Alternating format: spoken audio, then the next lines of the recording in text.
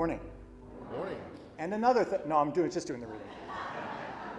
The reading this morning is from the 8th chapter of Mark, from the New Living Translation. Then, calling the crowd to join his disciples, he said, "If any of you wants to be my follower, you must give up your own way, take up your cross, and follow me. If you try to hang on to your life, you will lose it. But if you give up your life for my sake and for the sake of the good news, you will save it. And what do you benefit if you gain the whole world but lose your own soul? Is anything worth more than your soul?" The gospel of our Lord. Praise to you, O Christ.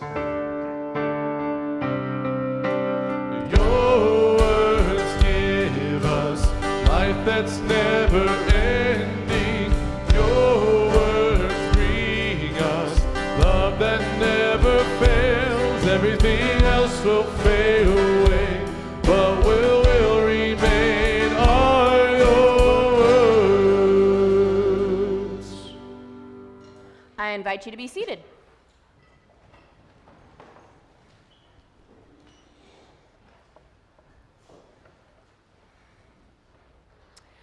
The Lord be with you.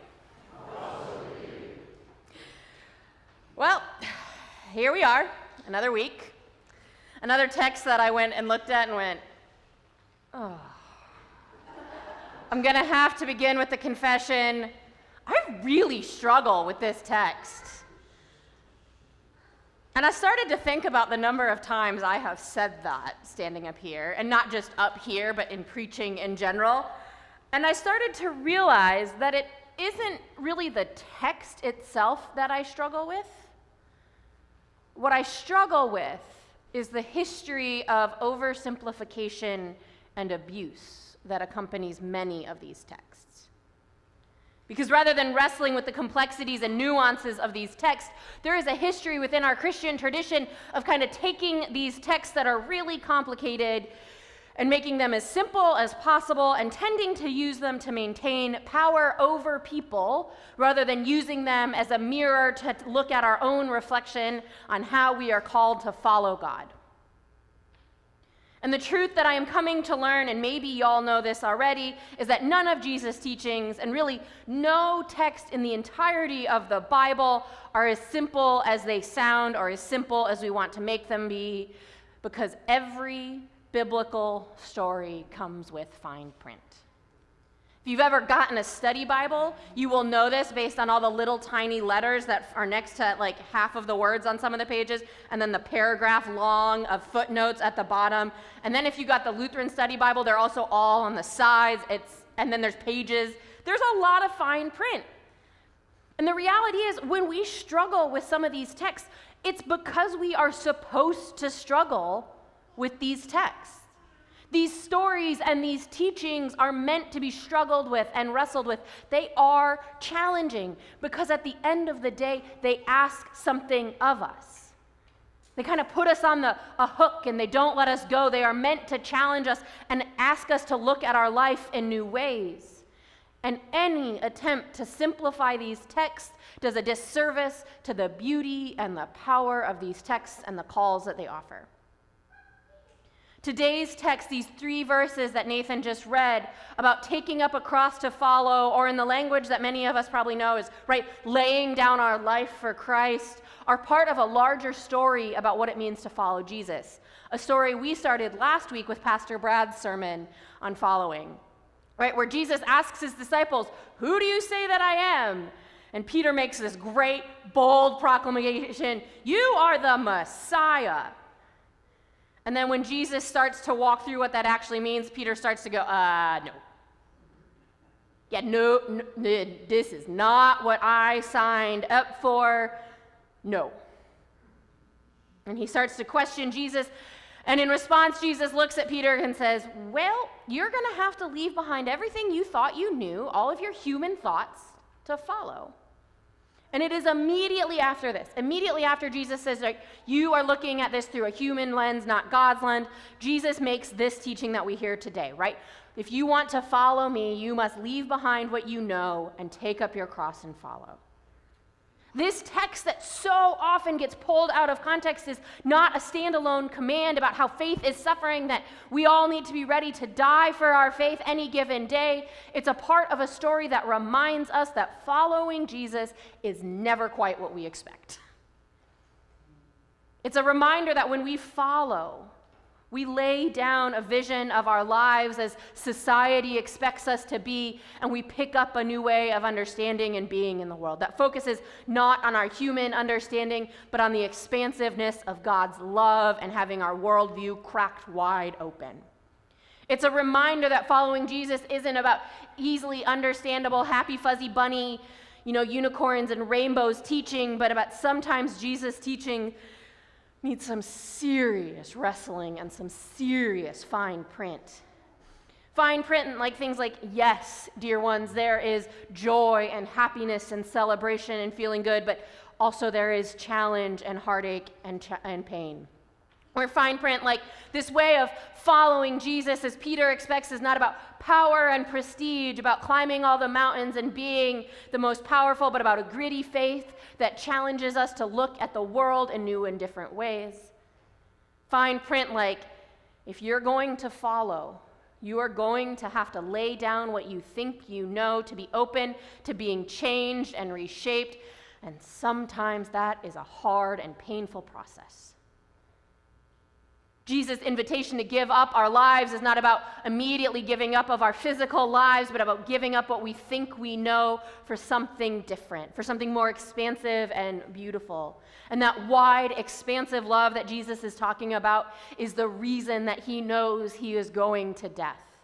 Because it's not just fluffy, happy, rom-com, beautiful love. It is hard, gritty, welcoming, challenging love. And let me tell you something, what Jesus knows is that kind of love is terrifying to people in power. Because it benefits people in power to keep people's understanding of God small and narrow and controlling, rather than the expansive, inclusive, welcoming love that Jesus is talking about. And so when we choose to follow Jesus, when we step onto that path, we sign up for the fine print of being open to being challenged, to growing and giving up what we think we know for what Jesus is teaching, to move from a faith with nice, pretty, boxed-in walls that keeps people in to a faith that knocks down every single one of those walls and sets people free. Because when we follow the one who went to the cross for the sake of love, we are offering our lives in the same way. The one who gave his literal life for the sake of the world, for the sake of his belief and understanding of the broadness of the kingdom of God, is asking us to do minimal compared to that and lay down what we think we knew. But with 2,000 years of history between those words being spoken and today, with the cross as a sign of crucifixion and torture and death, we can tend to assume that God is asking the same thing of us, that we must be ready to die for our faith, and we must be willing to suffer and encounter all kinds of things and pain for our faith.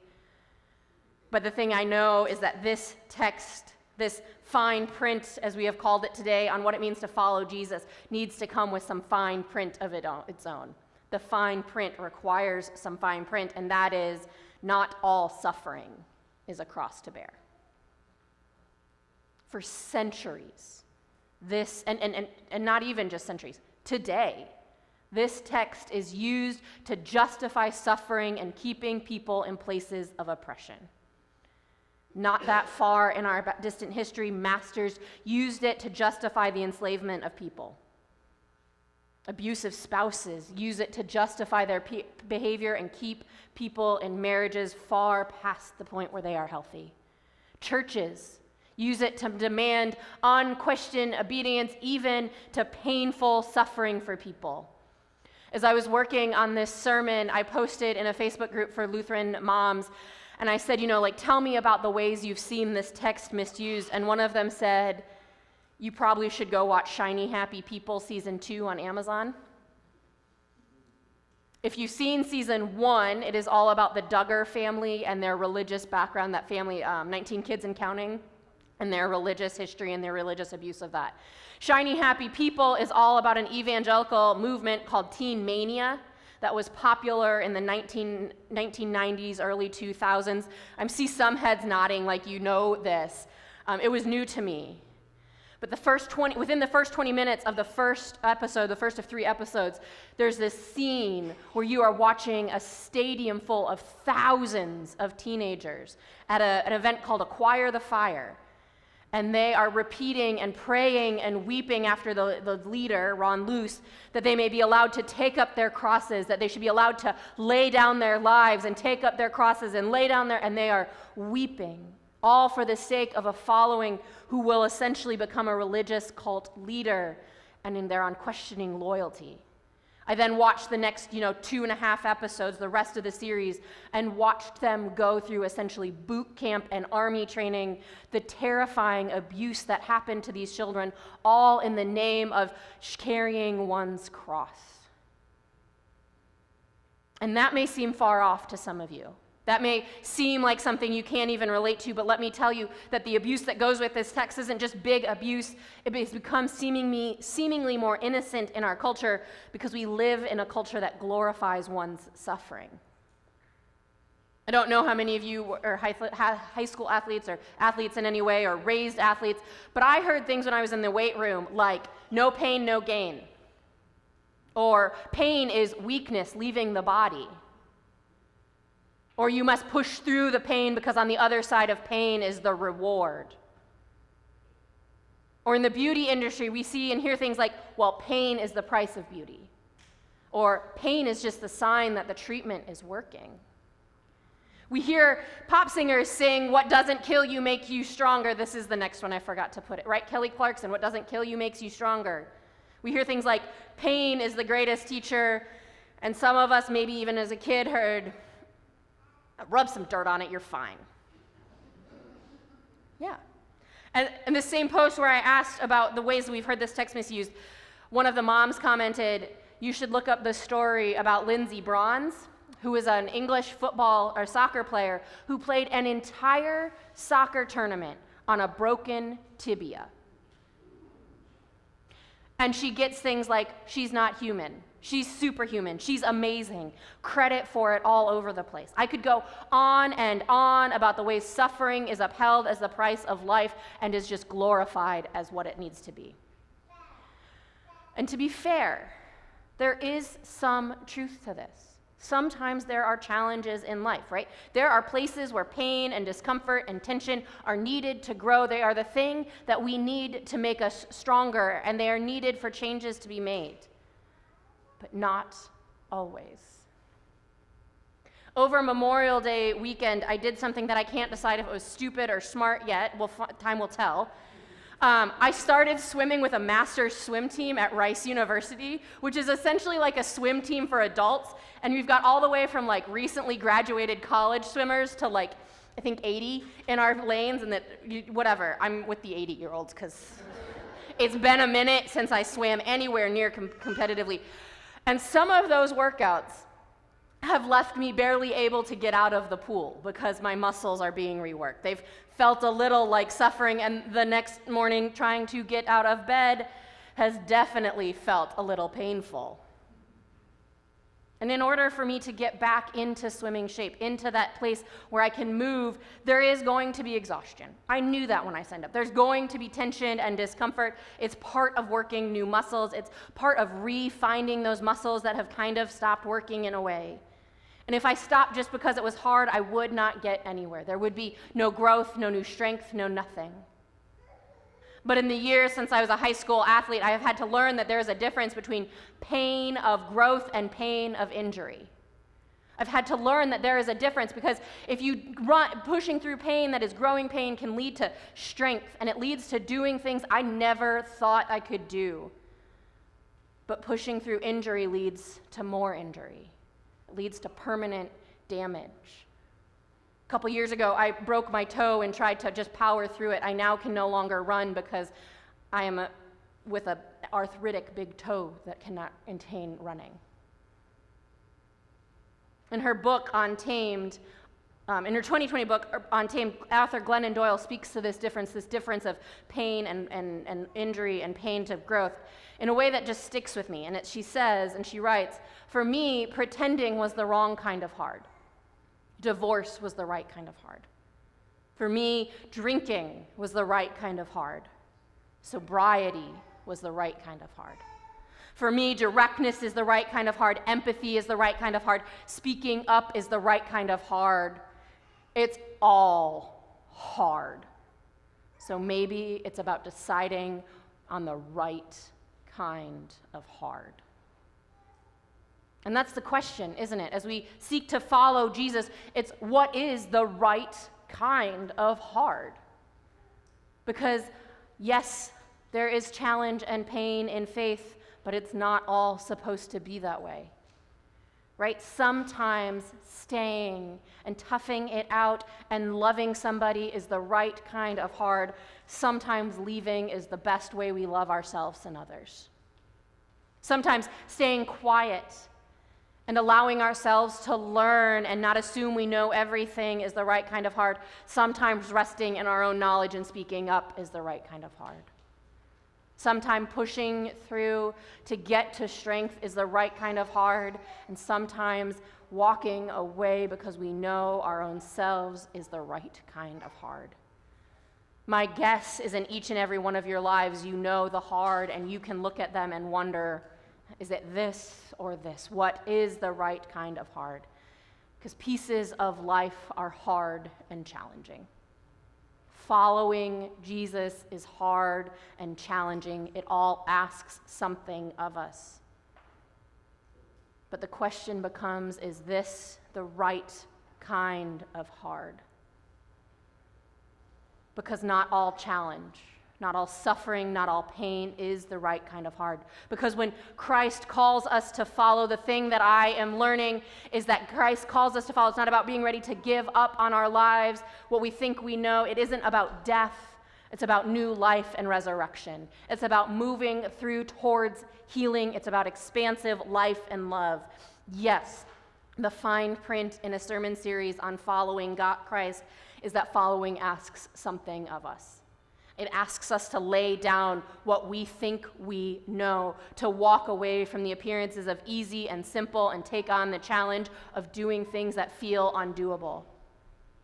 But the fine print on the fine print is that we are also called to figure out what is the right kind of hard. Because faith does not call us to unnecessary suffering. It does not call us to repeat injury that leads to permanent damage. We are not called to tough it out just because that's what faith says or a leader told us. Faith calls us to the right kind of hard.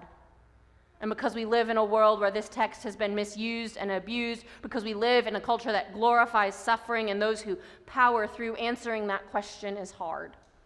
Discerning for oneself what is the right kind is hard. And so I have learned that a few questions in conversation with dear ones is often helpful. And the 3 questions I have learned to ask are, do I have a choice in this suffering? Or is it being forced upon me? Does this lead towards growth and new life, or injury and ongoing suffering? And finally, is this an attempt to control who is allowed into God's love?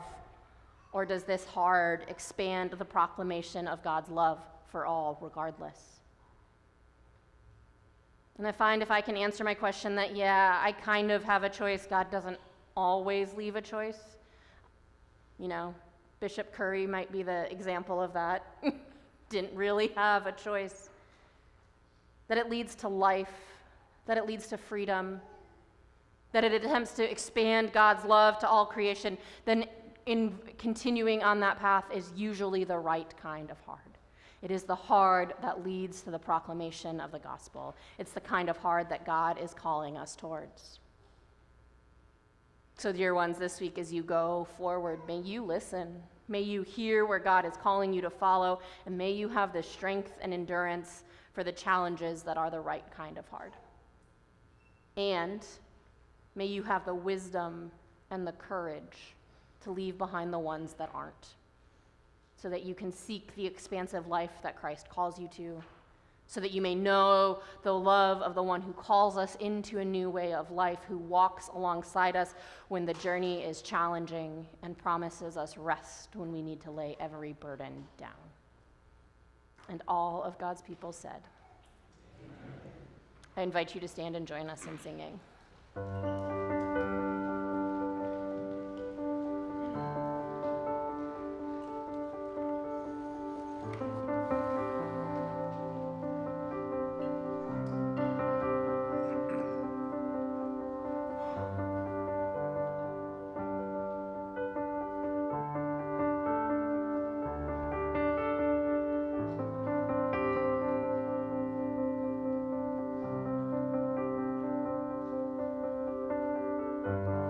Here is where I lay it down, every burden, every crown. This is my surrender.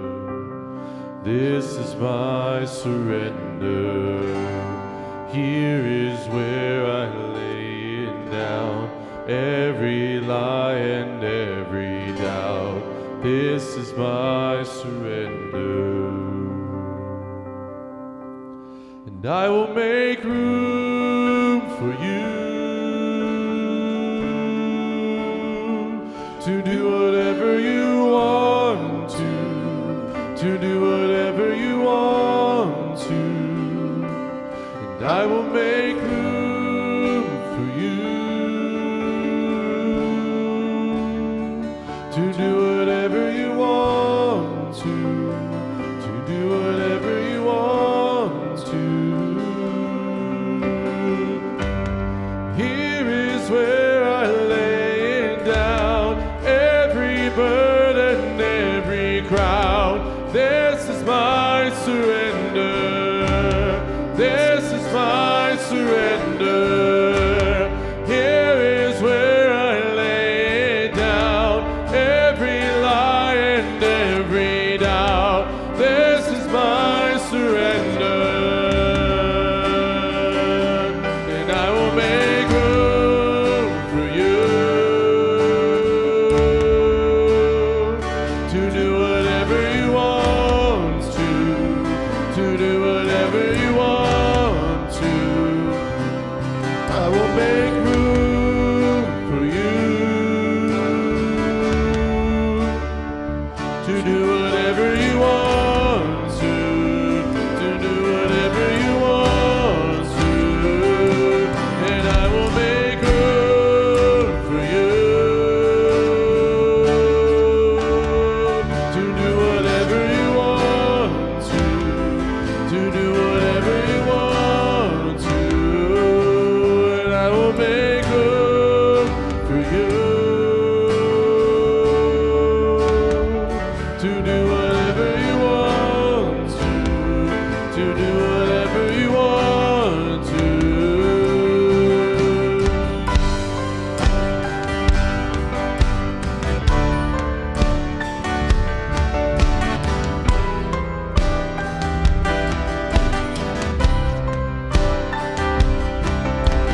Shake up the ground of all my tradition, break down the walls of all my religion. Your way is better. Your way is better. Shake up the ground of all my tradition, break down the walls of all my religion. Your way is better. Your way is better. Shake up the ground of all my tradition, break down the walls of all my religion. Your way is better.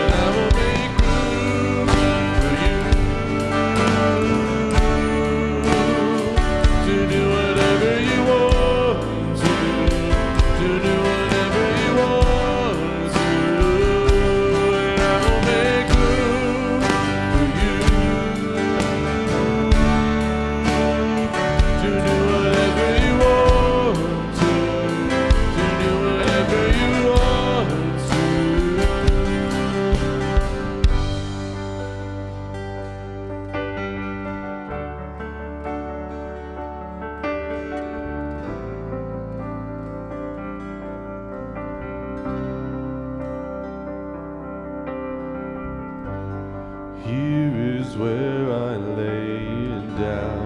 You are all I'm chasing now. This is my surrender. This is my surrender. Here is where I lay it down. You are all I'm chasing now. This is my surrender.